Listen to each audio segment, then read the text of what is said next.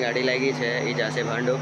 આપણે તમને હું દર્શન કરાવું મુંબઈના સુપ્રસિદ્ધ આવેલા શ્રી ચામુંડા માતાજીનું જે મંદિર જે ચોટીલામાં છે એવું જ સેમ સ્વરૂપમાં માતાજી અહીંયા બિરાજમાન છે મુંબઈના ભાંડુપમાં. આવો હું તમને આજના પાવન દિવસ કારતક સુદ પૂનમના દિવસે દર્શન કરાવું છું. આપણી ગાડી આવી ગઈ છે, હવે આમાં બેસીને આપણે જાશું ભાંડુપ. જોઈ શકો છો ગાઈસ, આપણે પ્લેટફોર્મ નંબર 1 પર પહોંચી ગયા છે. હવે પ્લેટફોર્મ નંબર 1 પરથી આ બાજુ તમે આવશો તો આ સ્ટેર્સ મળશે, બટ આપણે આ બાજુ જશો તો અહીંયા પહોંચશો. આપણે ત્યાં નથી જવાનું, ત્યાંથી થોડુંક સેજ આગળ આવશો તો અહીંયા એસ્કેલેટર્સ મળશે તમને. ઉપર જવાની પણ છે, નીચે ઉતારવાની પણ છે. આપણે એમાંથી જવાનું છે. ચાલો આપણે એસ્કેલેટર્સ તરફ જાય છે. ભાંડુપ ઈસ્ટમાં જવાનું છે આપણને. ઈસ્ટમાં માતાજીનું મંદિર છે. ચાલો એસ્કેલેટર્સ પાસે આવી ગયા છે આપણે. આ મુંબઈની અંદર આ એસ્કેલેટર લગાડીને બહુ સારું કર્યું છે મુંબઈ રેલવેને ખૂબ ખૂબ આભાર. કેમ કે આપણા લોકો જો એવા તો ઠીક છે, જે અમુક વિકલાંગ હોય છે, પછી અમુક ગઢા લોકો હોય છે, એ લોકોને પ્રોબ્લેમ આવે છે, એટલા માટે આ બહુ સારી વસ્તુ છે. તો આપણે હવે એસ્કેલેટરથી ઉપર પહોંચી ગયા છે. તમને બતાવું ક્યાંથી કેવી રીતના જવાનું છે. જોઈ શકો છો, આવી જશો એટલે આ રસ્તો મળશે તમને. સીધું આગળ જવાનું છે. સીધા અહીંયાથી આગળ જશો તો ત્યાં એક દાદરો આવશે, એનાથી નીચે ઉતરવાનું છે આપણને. આ રસ્તેથી સીધું જવાનું અને અહીંયા જે સ્ટેર્સ આવશે નીચે, ત્યાં ઉતરવાનું છે આપણને. આપણે ચાલી રહ્યા છે. આ મારો પહેલો બ્લોગ છે મિત્રો. જો તમને મારો આ બ્લોગ જોવો ગમતો હોય તો પછી મારી ચેનલને જરૂરથી સબસ્ક્રાઈબ કરજો અને કમેન્ટમાં જણાવજો કેવો વિડીયો તમને લાગ્યો. અને પૂનમ છે આજે, એટલે જે પણ ચામુંડા માતાજીને માનતા હોય એ બધા જય માં ચામુંડા જરૂરથી લખી દેજો. જોઈ શકો છો સ્ટેર્સ આવી ગયા છે. અહીંયાથી આપણે નીચે જઈશું. ક્વેશ્ચન એ હશે કે કેટલા નંબરની બસ પકડવાની કે રિક્ષા પકડવાની કે શું કહેવાનું, લેન્ડમાર્ક શું છે, એવું કંઈ પણ કહેવાની જરૂરત નથી તમને લોકોને. અહીંયા સ્ટેશનથી ખાલી 5 મિનિટ વોકિંગ ડિસ્ટન્સ પર મંદિર આવેલું છે. આજે હું તમને બતાવીશ અહીંયા આવીને. આખી માહિતી હું તમને આપીશ, વ્લોગમાં બનેલા રહેજો. જોઈ શકો છો સ્ટેર્સ આપણે ઉતરી ગયા છે. સ્ટેર્સ છે ત્યાંથી આપણે અહીંયા આવી ગયા. જોઈ શકો છો આમ જવાનું છે અહીંયાથી સીધું. સ્ટેર્સથી સીધા હાલીને આવશો એટલે અહીંયા ગણપતિ દાદાનું પણ મંદિર તમને દેખાઈ જશે. ત્યાંના પણ તમે દર્શન કરી શકો છો. ઘણું મોટું મંદિર છે. અહીંયાથી સીધું આગળ જવાનું છે. અહીંયાથી સીધો રસ્તો જે છે ત્યાંથી સીધા આગળ જશો તો ત્યાંથી તમને મંદિર જવાનો રસ્તો મળી જશે. એકદમ જ નજીક છે, 5 જ મિનિટમાં તમે પહોંચી જશો સ્ટેશનથી. જોઈ શકો છો. હવે આમ જવાનું છે.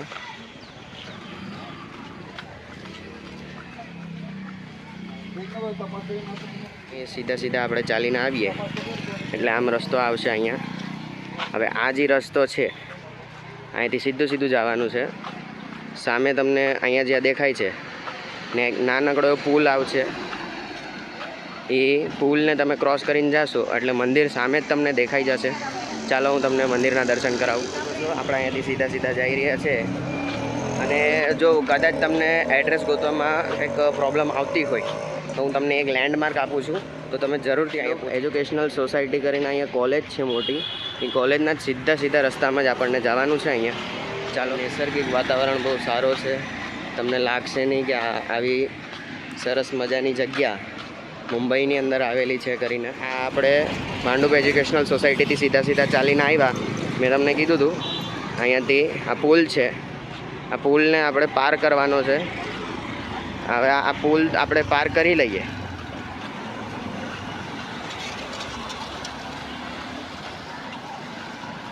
જોઈ શકો છો ગાઈસ, આપણે પુલ સરસ મજાનો પાર કરી લીધો છે. બહુ નાનકડો આમ તો એક જરીક એવો નાનો પુલ છે. એ પાર કરી લેશો તમે પુલ એટલે આ દેખાય છે તમને અહીંયા. આ ચામુંડા માતાજીનું મંદિર છે અહીંયા. ચાલો હું તમને દર્શન કરાવું. સીધા તમે ચાલ્યા આવશો અંદર એટલે જ અહીંયા તમને મંદિર દેખાઈ જશે. બહુ સરસ એવું મજાનું મંદિર છે. આ મંદિરની અંદર આવ્યા પછી એવું લાગતું જ નથી કે આ મંદિર આપણા મુંબઈની અંદર છે. એવું જ લાગે છે કે સાક્ષાત આપણે ચોટીલામાં જ આવી ગયા છે માતાજીને દર્શન કરવા. આવો તમને દર્શન કરાવું. મંદિરમાં આવતા વખતે સ્ટાર્ટિંગમાં જ તમને મહાદેવજીનું પણ મંદિર મળી જશે. અહીંયાથી તમારે ચુંદડી, નાળિયેર, પ્રસાદી એવું કંઈ લેવું હોય એ પણ લઈ શકો છો. અહીંયા પણ એક માતાજી છે, હું નથી જાણતો, દર્શન કરી લો મિત્રો. શકો છો આટલું સરસ મજાનું મંદિર છે માતાજીનું. જોઈ રહ્યું માતાજીનું મંદિરનું શિખર, ધજાના પણ દર્શન કરી લો મિત્રો. જોઈ શકો છો બહુ જ સરસ મંદિર છે. આવું મંદિરની અંદર એન્ટર થતા જ આ રીતના તમને યજ્ઞકુંડ પણ મળી જશે. માતાજીનો ત્રિશૂળ છે, જોઈ શકો છો કેટલું સરસ મજાનું મંદિર છે. જોઈ શકો છો બહુ સરસ મંદિર છે. અહીંયા તમને મળશે માતાજીની સવારી એવા સિંહ, અને અહીંયા છે નાના એવા મસ્ત કાળભૈરવ દાદા. અહીંયા છે હનુમાન દાદા. અહીંયા ગણપતિ દાદા પણ મળી જશે તમને દર્શન કરવા માટે. હવે અહીંયાથી જે એન્ટ્રી છે હું તમને બતાવું. અહીંયાથી જોઈ શકો છો સરસ તમને દર્શન થઈ જશે. અહીંયા ગણપતિ દાદા છે, જોઈ શકો છો. માં ચામુંડા છે, બધાય દર્શન કરી લો. અહીંયા માં મેલડી પણ છે સાથે. અહીંયા ચામુંડા માતાજી છે,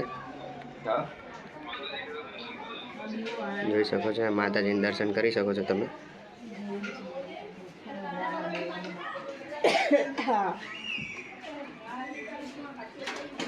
બધાય મિત્રો અહીંયા દર્શન કરી લો માતાજીને.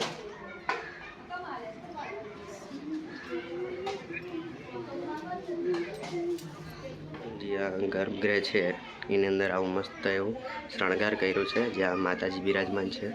જોઈ શકો છો બહુ સરસ દર્શન થઈ ગયા છે આપણા. તમે પણ પાછા એક ફરીવાર દર્શન કરી લો માતાજીના.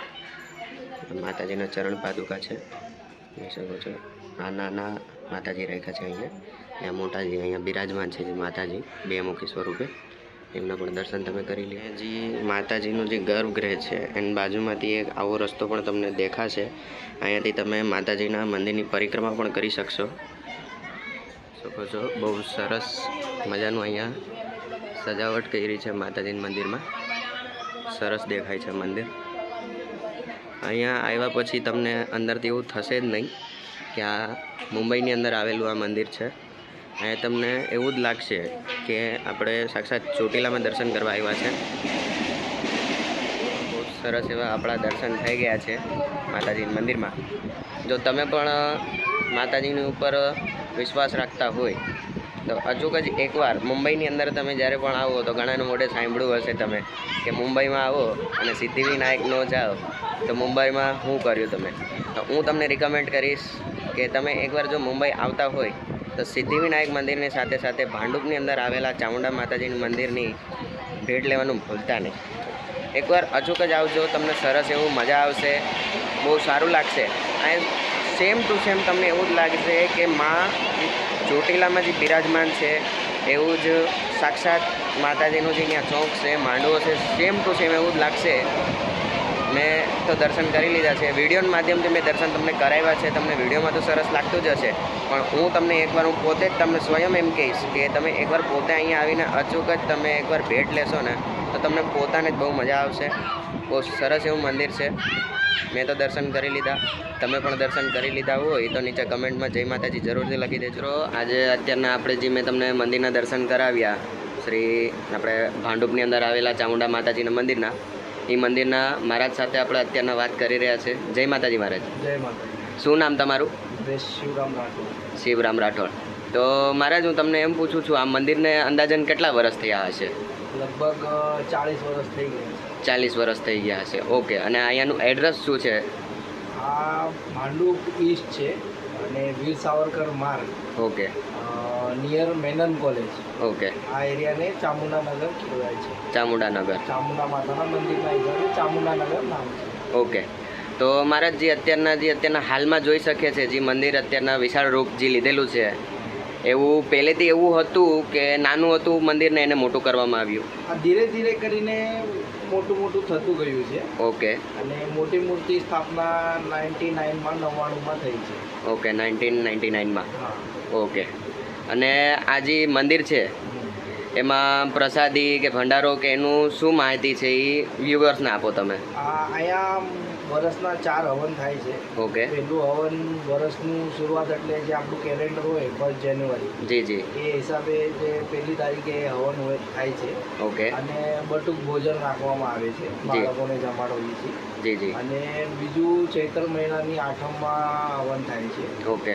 એ સમયમાં પણ હવન અને ભંડારો રાખવામાં આવે છે. ઓકે. એ જાહેર ભંડારો. ઓકે. અને હજી જે બીજી નવરાત્રિ આવે હા, હા. એમાં 10 દિવસ ભંડારો હોય છે. જી. અને અષ્ટમીનું હવન હોય. અષ્ટમીનો હવન. દશેરા સુધીને ભંડારો હોય છે. ઓકે. સાંજે ભંડારો 7 પછી શરૂ થઈ જાય છે. ઓકે. અને આ મંદિરનો સમય શું છે? મંદિર સવારે 7 થી બપોરે 12 અને સાંજે 4 થી 9. બપોરે 12 થી 4 બંધ હોય છે. પૂનમના દિવસે આખો દિવસ ખુલ્લું હોય છે. ઓકે. અને આમ મંદિરમાં જે આવવું હોય તો નજદીકના કયા કયા મુંબઈની સ્ટેશન પડશે? ભાંડુપ સ્ટેશન નજીક પડે. ઓકે. 10 મિનિટ પણ ન કહેવાય, વધારે 5-6 મિનિટનો રસ્તો છે. જી. અને બીજું નાહુર સ્ટેશન છે. ઓકે. નાહુર સ્ટેશનથી 20 મિનિટનો રસ્તો છે બાય વોકિંગ. ઓકે.